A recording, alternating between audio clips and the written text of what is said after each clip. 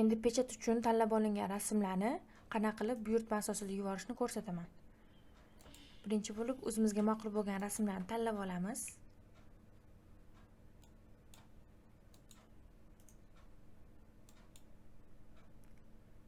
Print buyurtmaga o'tamiz. Bu yerda mana bu barchasi uchun qo'llaniladigan o'lcham. Bu yerdan o'zimizga ma'qul bo'lgan o'lchamni tanlaymiz.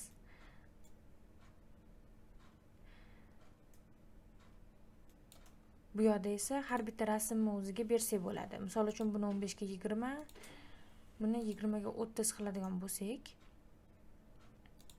bunisini ham shunday qilamiz va mana saqlashni bosamiz. Saqlanadi, rasmimizni o'lchamlari saqlanadi.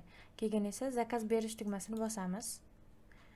Bu yerda hozir 3 ta rasmimiz 33 ming so'm bo'lyapti. Yana xuddi shu kartaga o'zimizga qulay bo'lgan bank orqali to'lov qilsak bo'ladi. Endi sizdan yana chegirma summasi bor.